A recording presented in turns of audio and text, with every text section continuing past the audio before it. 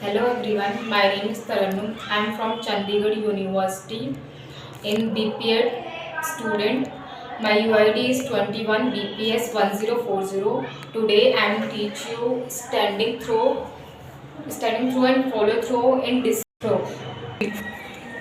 आज मैं आपको बताने वाली हूँ कि डिस्कस थ्रो में हम कैसे डिस्कस की ग्रिप करते हैं और कैसे उसका स्टांस लेते हैं एंड उसको एग्जीक्यूट कैसे करते हैं और उसको फॉलो थ्रू कैसे करते हैं। हमें डिस्कस थ्रो के लिए क्या क्या इक्विपमेंट चाहिए मैं ये बताऊंगी पहले आपको। तो हमें डिस्कस थ्रो के लिए सबसे पहले चाहिए डिस्कस केज चाहिए, discus and flag, measuring tape, then recorded sheet चाहिए। रिकॉर्डिंग शीट इसलिए चाहिए ताकि हम बच्चों की मेजरमेंट कर सकें कि कौन बच्चा डिस्कस को कितनी दूर तक थ्रो कर रहा है। एंड सबसे पहले मैं आपको डिस्कस की मेजरमेंट के बारे में बताना चाहूँगी कि मेंस एंड वुमेंस में डिस्कस की मेजरमेंट क्या होती है एंड कितना वेट होता है। तो फर्स्ट ऑफ ऑल हमारा जो डिस्कस होता है वो वुडन एंड मेटालिक होता है।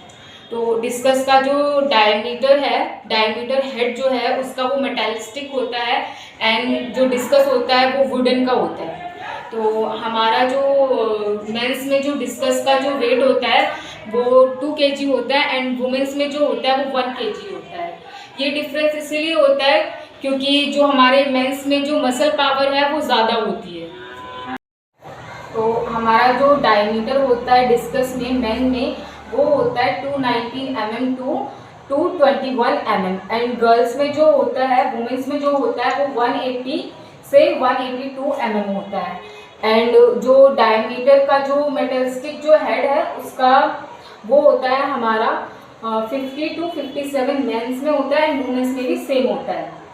एंड जो उसकी जो थिकनेस है, जो मिडिल की जो डिस्कस के मिडिल की जो थिकनेस होती है जो हमारी उसका जो वो होता है 44 to 66 mm होता है मेंस में एंड वुमेंस में उसका होता है 37 to 39 mm। एंड जो हमारा जो रिम होता है डिस्कस में जो रिम होता है जो मेटलिस्टिक रिम होता है उसकी जो थिकनेस हमारी होती है उसकी एजिस की जो थिकनेस होती है वो 12 to 13 mm होती है मेंस में एंड वुमेंस में भी सेम कर रहे हैं। कैसे हम डिस्कस को लेकर आ रहे हैं पीछे से एंड थ्रोइंग कैसे कर रहे हैं हम डिस्कस की। तो जितना हमारा रेडियस होगा, हमारी आर्म्स का जितना रेडियस होगा उतनी ही दूर हमारा डिस्टेंस कवर करेगा। तो जो हमारा स्टांस है हमें अपना स्टांस लेना है अपना एंड डिस्कस को होल्ड करना है डिस्कस को एंड देन थ्रो करना है प्रॉपर। हमारा रेडियस जितना होगा डिस्कस का उतना ही ज़्यादा डिस्कस डिस्टेंस कवर करता है।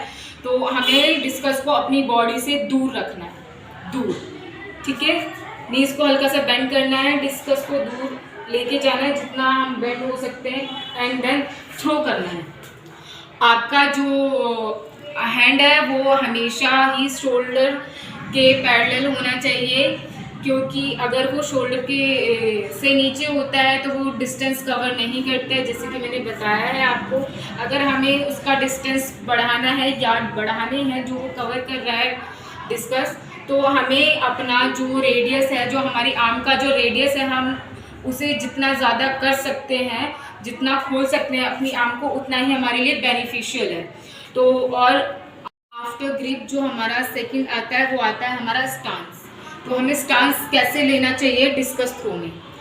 तो हमारा जो लेफ्ट शोल्डर है उस वही हमारा टारगेट की तरफ पॉइंटेड होना चाहिए और हमारा लेफ्ट लेग जो है वो हमारा आगे होगा और लेफ्ट लेग की जो हील है हमारी उसी के लाइन में हमारा जो राइट लेग है उसकी टो आएगी और हमारा जो स्टांस है, जो हमारे लेग्स हैं वो शोल्डर के अकॉर्डिंग वाइड होंगे एंड जो हील के पैरेलल ही हील के साथ ही हमारी टो आएगी राइट लेग की।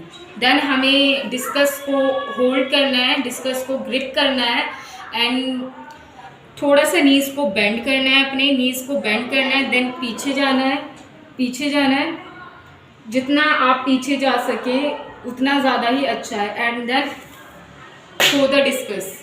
ठीक, तो मैं आपको एक और बार करके दिखाती हूँ कि आपको जो स्टांस और ग्रिपिंग कैसे करनी है और उसका एग्जीक्यूशन कैसे करना है, उसको परफॉर्म कैसे करना है। तो मैंने आपको बताया कि आपका जो लेफ़्ट लेग है वो आगे होगा और लेफ़्ट लेग की जो आपकी हील होगी उसी के हील के साइड में ही आपका राइट लेग की टो आएगी, पैरेलल आएगी उसकी टो। ठीक है, ये आपका स्टांस हो गया। और आपको ग्रिप करनी है, और जो आपका जो ग्रिपिंग के बाद जो है आपका जो पाम है वो आपका डाउनवर्ड होगा फ्लोर या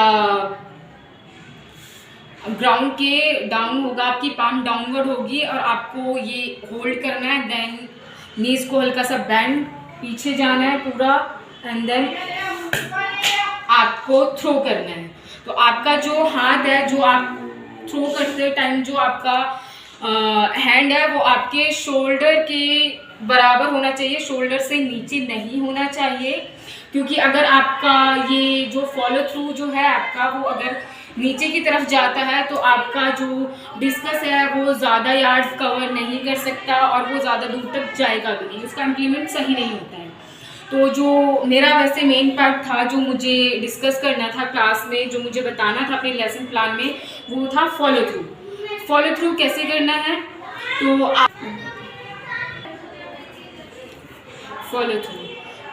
फॉलो थ्रू हमें कैसे करना है। फॉलो थ्रू बेसिकली वो होता है जब भी हम डिस्कस को थ्रो कर रहे हैं तो हम उसकी एंडिंग कैसे कर रहे हैं, डिस्कस थ्रो की एंडिंग हम कैसे अपनी बॉडी से दूर रखना है, दूर। ठीक है, नीज को हल्का सा बेंड करना है, डिस्कस को दूर लेके जाना है जितना हम बेंड हो सकते हैं, एंड देन थ्रो करना है।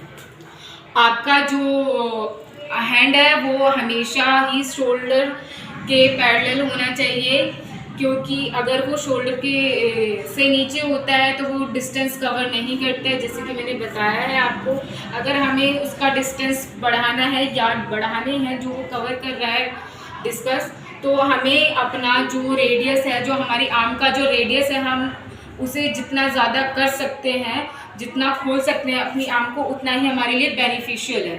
तो और हम जो डिस्कस थ्रो कर रहे हैं उसमें क्या हम अपनी बॉडी को पीछे से लेकर आ रहे हैं, पीछे से फोर्स से लेकर आ रहे हैं और यहाँ लॉक कर देंगे। आफ्टर डिस्कस थ्रोइंग लॉक करनी है यहाँ पे बॉडी को, जिससे कि हमारा डिस्कस में जो है हमारी थ्रोइंग में हमारी पावर आएगी, पावर जनरेट ज़्यादा होगी। तो ये था हमारा follow through. And after follow through आता है हमारा रिक्रिएशन पार्ट। तो इसमें हम बच्चों को फन गेम करा सकते हैं, लाइक जैसे कि डॉज बॉल करा सकते हैं। हम पहले सभी स्टूडेंट को एक साथ इकट्ठा होगी, देन हम बॉल लेंगे, बॉल से जो टीम है, अंदर जो टीम है वो टारगेट करेगी और बॉल को पास करेगी टारगेट करके अदर बच्चे को, अदर स्टूडेंट को, दूसरी टीम को। तो इससे क्या होगा, बच्चे की जो हैंड मूवमेंट है वो अच्छी होगी और जो हम बॉल पास कराएंगे वो हमारा चेस्ट लेवल का होगा, चेस्ट लेवल का, जिससे कि बच्चों को थ्रोइंग में बहुत हेल्प करेगा। वो बच्चों को डिस्कस थ्रो करने में उनके हैंड में पावर आएगी, उनके लेग्स में पावर आएगी, स्ट्रेंथ आएगी हैंड्स एंड लेग्स में, उनका मोमेंटम अच्छा हो जाएगा। जिससे कि तो हम बच्चों को रिक्रिएशन गेम कराएंगे, उसमें डॉज बॉल कराएंगे जैसे कि मैंने बताया आपको, और हम रूल्स भी डिसाइड करेंगे। आफ्टर लेसन इंट्रोडक्शन जो हमारा पार्ट आता है, फर्स्ट पार्ट जो आता है वो आता है हमारा gripping, how to grip discus. तो हमें डिस्कस को कैसे ग्रिप करना चाहिए। तो सपोज ये हमारा डिस्कस है एंड ये हमारा यहाँ पे थंब होना चाहिए एंड हमारी फिंगर्स इक्वली स्प्रेड होनी चाहिए और हमें डिस्कस को अपनी फिंगर टिप से होल्ड करना है, ना कि हमें यहाँ से होल्ड करना है, यहाँ से हमें सिर्फ फिंगर टिप से होल्ड करना है डिस्कस को। एंड डिस्कस को टाइटली होल्ड करना है जिससे कि डिस्कस गिरे ना थ्रो करते टाइम। स्पेसिफिक वार्म अप, तो हम स्पेसिफिक वार्म अप में डिस्कस का यूज़ करेंगे। सपोज हमारे पास डिस्कस नहीं है, तो सपोज ये हमारे लिए हमारा डिस्कस है, तो हमारी जो फर्स्ट इसमें जो वार्म अप में स्पेसिफिक वार्म अप में फर्स्ट एक्सरसाइज जो होगी हमारी वो होगी रोलिंग। तो हम डिस्कस को ऐसे होल्ड करेंगे एंड देन रोल करेंगे। और जो हमारी सेकंड एक्सरसाइज जो होगी स्पेसिफिक वार्म अप में वो हमारी होगी ग्रास कटिंग। तो ग्रास कटिंग कैसे करेंगे, हम होल्ड करेंगे, डिस्कस को होल्ड करेंगे एंड देन डिस्कस, अगर आपके पास डिस्कस नहीं है तो आप कुछ भी ऐसा इक्विपमेंट ले सकते हैं, कुछ भी ऐसी चीज़ ले सकते हैं जो डिस्कस का काम करे आपके लिए। तो आप इसको ऐसे होल्ड करेंगे एंड देन बैक जाएंगे पीछे एंड ये करेंगे, ये बस आपको यहाँ फिनिश करना है शोल्डर लेवल पे। This is grass cutting. तो ये था हमारा स्पेसिफिक वार्म अप। हमारा वार्म अप 5 to 7 मिनट होगा एंड देन उसके बाद हमारा आता है मेन पार्ट। तो हमारा जो मेन पार्ट है उसमें हम बच्चों को बताएंगे डिस्कस थ्रो के बारे में एंड डिस्कस थ्रो में के रूल एंड रेगुलेशन के बारे में। तो डिस्कस थ्रो में जो हमारा केज होता है, कभी भी हम केज के अंदर जो एंटर करते हैं वो हम सामने से नहीं कर सकते। उसका जो केज है उसमें हम कभी भी एंटर सामने से नहीं करते, हमेशा एंटर पीछे से ही करते हैं।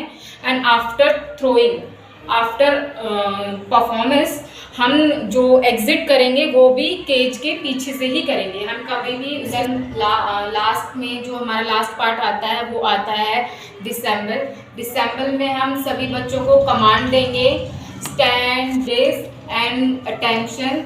देन हम क्लास को डिसमिस करेंगे एंड ब्रेक ऑफ करेंगे। फिर उसके बाद हम दोनों हील्स को अप करके जय हिंद बोलेंगे। Thank you for giving me this opportunities. My lesson plan is over. Thank you Dilpreet ma'am for giving me this opportunities. Thank you. हम इसके लिए कुछ रूल भी डिसाइड रखेंगे। तो हमारा जो फर्स्ट रूल होगा वो ये होगा कि जो हमें बॉल पास करनी है वो हमें चेस्ट लेवल पे पास करनी है। हमें चेस्ट लेवल से नीचे बॉल नहीं पास करनी या बहुत हायर पास नहीं करना है बॉल को, हमें चेस्ट लेवल पे बॉल पास करनी है। और हमें सेकंड रूल होगा कि हमें वन हैंड से बॉल पास करनी है, एक हाथ से बॉल पास करनी है, बोथ हैंड से पास नहीं करना है, जिससे कि बच्चों की जो थ्रोइंग है वो अच्छी हो जाए।